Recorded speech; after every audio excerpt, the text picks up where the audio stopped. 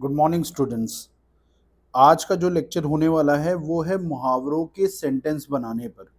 बहुत बच्चों की रिक्वेस्ट आ रही थी कि सर सेंटेंस पे लेके कुछ बता दीजिए। तो देखो, सेंटेंस आपका जो मुहावरे वाले क्वेश्चंस आते हैं वो आपके 10 मुहावरे आएंगे वहाँ पर एग्जाम में।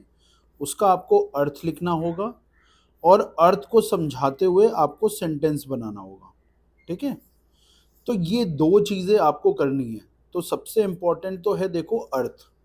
अगर आपने अर्थ सही लिखा है, उसके बाद आपने सेंटेंस भी ठीक ठाक बना दिया है, तो एग्जामिनर आपको मार्क्स दे देगा।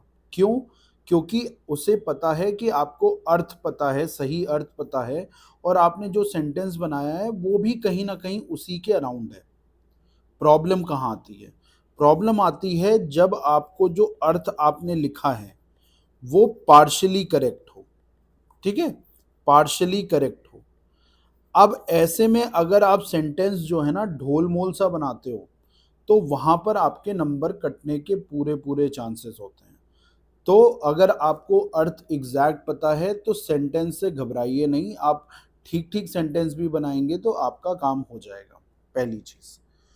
दूसरी चीज जो मैं आपको यहाँ बताना चाहता हूँ कि आपका जो है, बहुत से बच्चे कह रहे हैं कि सेंटेंस सर करंट अफेयर से बनाना चाहिए, ऐसा कुछ बिल्कुल भी नहीं। आपको देखो, अगर आप करंट अफेयर से बनाना चाहो, चाहे हिस्ट्री से बनाना चाहो, चाहे ज्योग्राफी से बनाना चाहो, चाहे प्लेन सेंटेंस बनाना चाहो, वो आपकी मर्जी है। एग्ज़ाम में ये हिंदी का एग्ज़ाम है, जीएस का एग्ज़ाम नहीं। आपसे साफ साफ कहा गया है कि वाक्य जो आपको बनाने हैं वो ऐसे बनाओ ताकि आपके मुहावरों का अर्थ समझ में आ जाए, यानी कि मीनिंग क्लियर होना चाहिए उससे। तो आपका गोल क्या है? मीनिंग। ना कि आपको यहाँ पर ये बताना है कि जीएस का कंटेंट वहाँ पे शोकेस करना है, नहीं। आपको वाक्य जो भी बनाना है उससे मीनिंग आपकी क्लियर हो जाए, तो उसको लेकर आप सिंपल सेंटेंस भी बनाते हैं तो कोई दिक्कत नहीं, बल्कि बेटर है। ठीक है, अब हम आ जाते हैं तीसरी बात पे। मैं आपको बता देता हूँ, इसी में बताता हूँ तीसरी बात। दूसरे एक पेज ऐड कर लेता हूँ।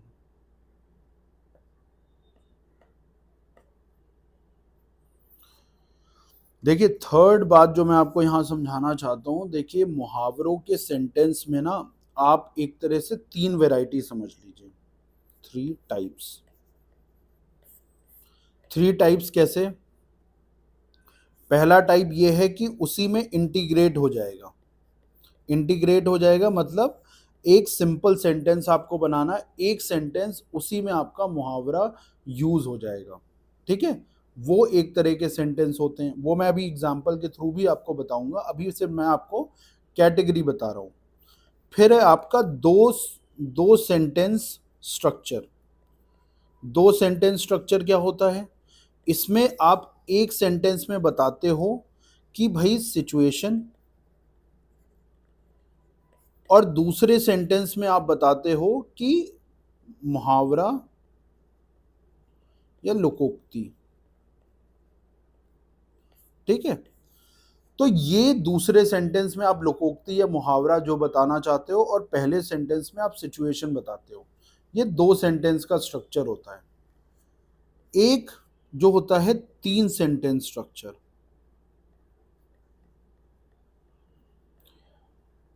ठीक है, तो इसमें आप दो सेंटेंस में सिचुएशन बताते हो और एक सेंटेंस में आप जो है मुहावरा या लोकोक्ति बताते हो। देखो, इस वाले स्ट्रक्चर को ना, इस वाले जो स्ट्रक्चर को रेयरली यूज करना है। रेयरली मतलब मैं कहता हूं कि अगर आपको 10 में से एक भी बार तीन सेंटेंस में आपको बनाना ना पड़े तो बेटर है। यानी कि हमारे लिए क्या है, आप या फिर एक सेंटेंस में इंटीग्रेट करके बनाओ, नहीं तो आप दो सेंटेंस का स्ट्रक्चर बना के उसको यूज कर लो। तीन सेंटेंस में नहीं जाना है आपको, कोशिश यही करनी है कि तीन सेंटेंस तक बात ना पहुंचे। अगर आपको फिर भी समझ में नहीं आ रहा है सेंटेंस कैसे बनेगा, और आपको दो सेंटेंस में आप उसे कंसाइज नहीं कर पा रहे हो, तो वेल एंड गुड, खाली छोड़ के आने से बेटर है आप 3 सेंटेंस में अपनी बात को वहाँ पे कहोगे। ठीक है? अब मैं एक-एक को बताता हूँ कि पहला जो टाइप है इंटीग्रेट करने वाला, वो कैसे करते हैं। ये देखो, ये हमारे पास मुहावरा है, अंग अंग खिल उठना। आपने इसका अर्थ लिख दिया प्रसन्न होना, आपने अर्थ बता दिया वहां पर। अब एग्जामिनर को ये देखना है कि आप ऐसा सेंटेंस बनाओ जहां पर मुहावरा यूज हो, अंग अंग खिल उठना, और वहां पर आपका जो मतलब है वो प्रसन्न होना एग्जैक्टली समझ में आ जाए। एग्जाम्पल देखते हैं। सरकारी सेवा में चयन का समाचार सुनकर उसका अंग अंग खिल उठा। अब आप एक ऐसे व्यक्ति की तरह सोचिए जिसको इस मुहावरे का अर्थ नहीं पता। तो क्या इस सेंटेंस को पढ़कर आप गेस कर सकते हो कि इसका क्या अर्थ होगा? सरकारी सेवा में चयन यानी कि समथिंग पॉजिटिव, कि ये आपकी लाइफ में कुछ अच्छा हुआ, उसको सुनकर उसका अंग अंग खिल उठा। तो I will make out something कि भाई वो खुश हुआ, ठीक है, और पॉजिटिव फील कर रहा था, मतलब something on a positive side, कि प्रसन्न होना, हैप्पी साइड। तो अगर मुझे इसका अर्थ एग्जैक्ट ना भी पता होता तो मैं इस सेंटेंस से इसका अर्थ गेस कर सकता हूं। तो हमें ऐसे ही सेंटेंस बनाने हैं जिसका अर्थ हम गेस कर सकें, अगर हमें वो मुहावरे या लोकोक्ति का अर्थ ना भी पता हो। एक और एग्जांपल देख लेते हैं, अंगूठा दिखाना। तो कोई भी चीज देने से मना कर देना, अंगूठा दिखाना इज देने से मना कर देना, इनकार कर देना। एग्जाम्पल देखिए, उधार दिए हुए रुपये मांगने पर उसने मुझे अंगूठा दिखा दिया। अब यहां पर क्या है, अंगूठा दिखा दिया, जो अर्थ आपको क्या है, उधार दिए हुए रुपए मांगने पर उसने मुझे अंगूठा दिखा दिया।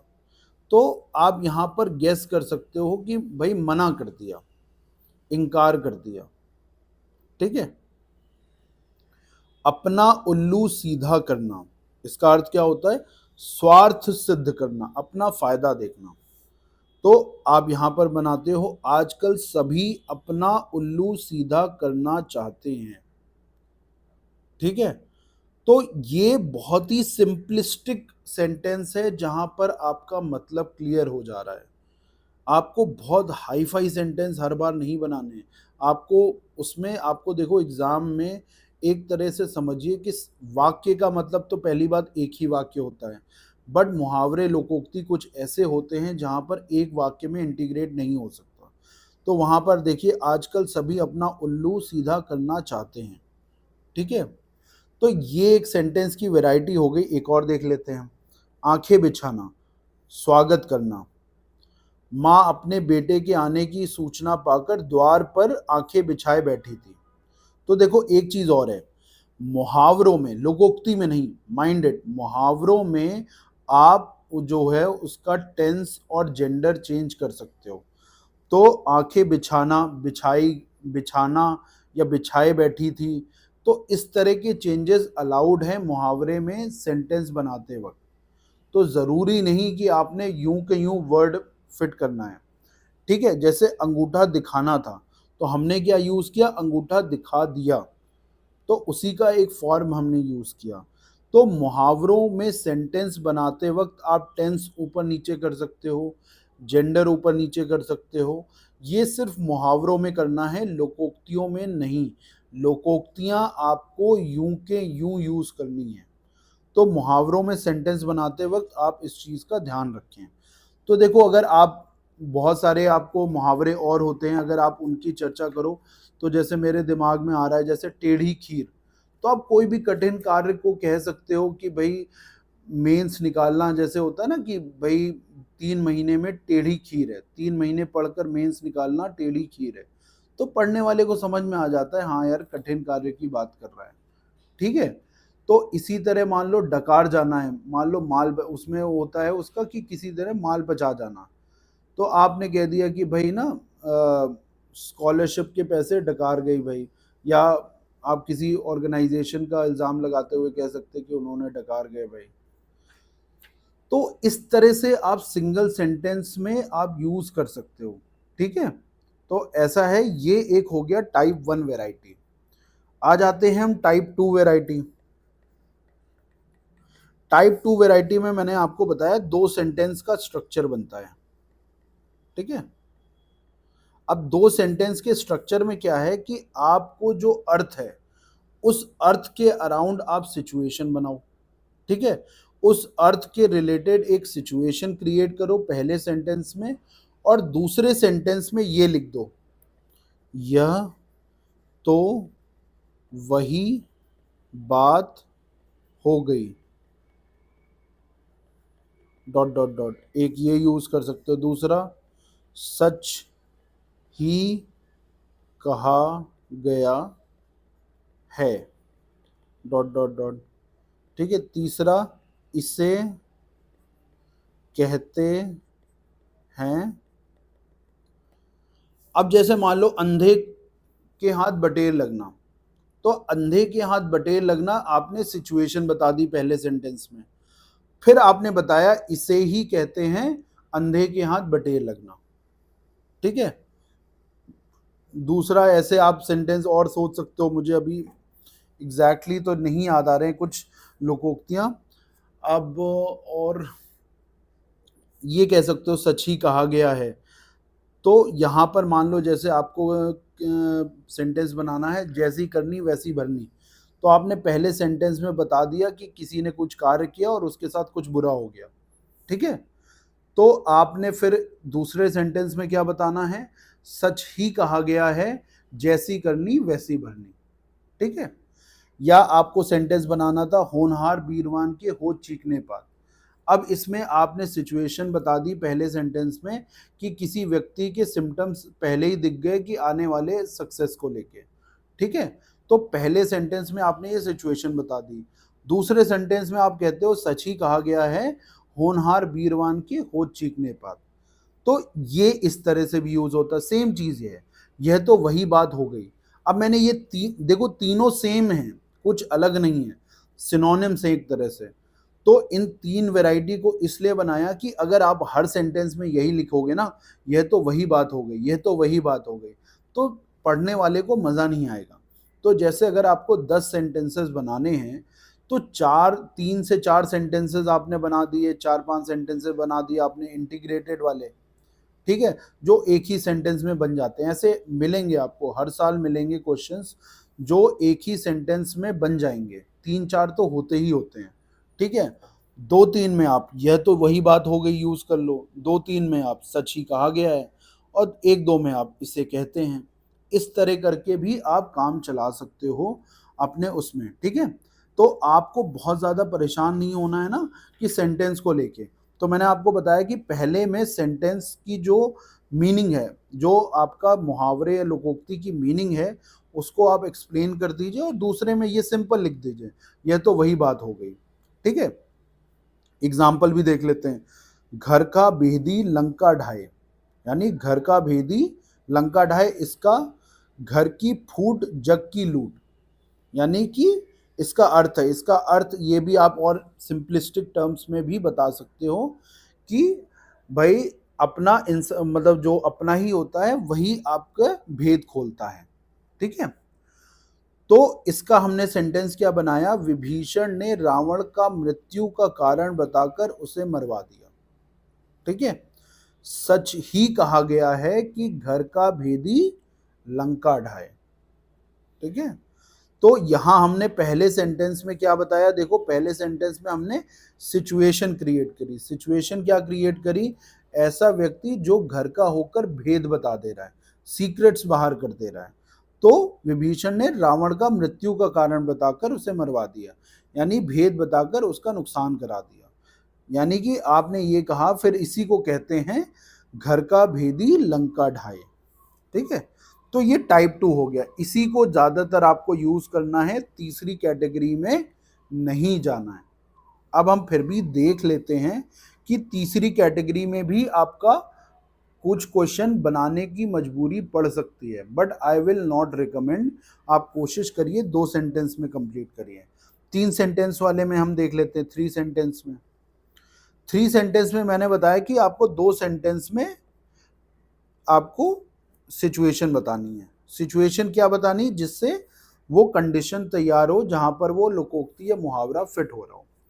यहां पर देखिए, उतर गई लोई तो क्या करेगा कोई। इसका क्या मतलब होता है? मान ना रहने पर निर्लज्ज हो जाना। मीनिंग है मान ना रहने पर निर्लज्ज हो जाना। तो इसकी हमने सिचुएशन देखिए क्या बताई है। एक बार उसने चोरी की तो सभी लोग उसे चोर कहने लगे। ठीक है, यानी कि मान चला गया, मान चला गया। अब उसे उसने इस कार्य को अपना व्यवसाय बना लिया। अब उसने इस कार्य को अपना व्यवसाय बना लिया, यानी कि अब वो निर्लज्ज हो गया है। क्योंकि पहले तो भाई आपका मान गया, अब आपने क्या, मान तो गया ही, अब उसी को करने लगे, निर्लज्ज हो गया। अब आपने क्या कहा, ठीक ही कहा गया है कि उतर गई लोई तो क्या करेगा कोई। ठीक है, ये तीसरे में आपने अपना लोकोक्ति फिट कर दी। तो देखो, लोकोक्ति में ही दो सेंटेंस बनाने की जरूरत पड़ती है। जनरली मुहावरों में एक से काम चल जाता है, एक सेंटेंस में काम चल जाता है। कुछ ही मुहावरे होते हैं जहां पर आपको दो सेंटेंसेस की जरूरत पड़ती है, नहीं तो एक में ही इंटीग्रेट हो जाता है। तो लोकोक्ति में आपको इस बात का ध्यान देना है। सेंटेंस के लिए क्या कर सकते हैं, देखो ये तो मैंने आपको एक बेसिक स्ट्रक्चर बता दिया कि आप ऐसे सोचकर अपना सेंटेंस बना सकते हो। एक चीज और ध्यान देनी है आपको, राम, श्याम, ये सब मत यूज करो। अरे नए नाम यूज करो, आपके खुद के दोस्त हैं भाई, उनके नाम यूज करो, अलग अलग नाम यूज करो। ये नहीं कि हर सेंटेंस में राम श्याम चिपका दिया। नहीं, स्मार्टनेस है, आप भाई अंकित यूज करो, आलोक यूज करो, ठीक है, प्रशांत यूज करो। तो डिफरेंट नेम्स यूज करो जो हम आसपास सुनते हैं। ठीक है, दूसरी चीज क्या है, ग्रामेटिकल एरर नहीं करना है। क्या नहीं करना है, ग्रामेटिकल एरर। अब ग्रामेटिकल एरर को बचाने के लिए क्या करना है आपको, स्मॉल सेंटेंसेस बनाने हैं। यानी कि बहुत बड़े बड़े सिचुएशन नहीं है, बहुत सिंपल, जितना सिंपल सेंटेंस होगा उतना ही आपकी ग्रामेटिकल एरर करने की प्रोबेबिलिटी कम होगी। तो ग्रामेटिकल एरर से बचना है। फिर स्पेलिंग एरर से बचना है। देखिए, थोड़ा सा विजिलेंट हो जाना, थोड़ा सा कॉशियस हो जाना। क्यों? क्योंकि यहां पर स्पेलिंग एरर नहीं करना है।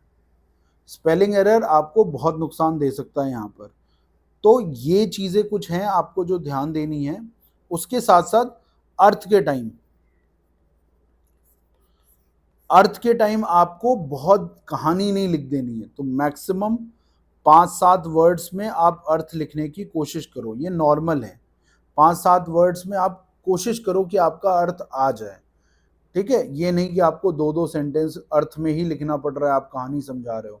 तो उससे क्या लगता है ना, एग्जामिनर को लगता है कि आपको भी क्लियरली नहीं पता है कि क्या है। तो आप भी अंदाजा लगा रहे हो एक सिचुएशन बता के कि भाई ऐसा ऐसा हो रहा है। तो अर्थ कोशिश करिए 5-7 वर्ड में आपका कंप्लीट हो जाए। ठीक है, तो ये है। इसके अलावा आप क्या करना, टेलीग्राम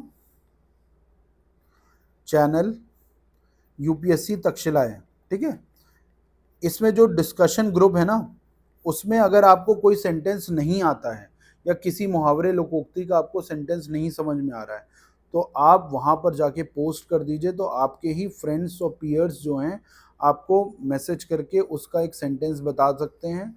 अगर कोई रिप्लाई नहीं कर पा रहा है या कुछ ऐसा है, तो हम लोग भी अपने साइड से रिप्लाई करते रहते हैं। तो ये एक अच्छा मीडियम हो सकता है टू डिस्कस एंड नो कि किसी मुहावरे या लोकोक्ति में सेंटेंस कैसे बनाया जा सकता है।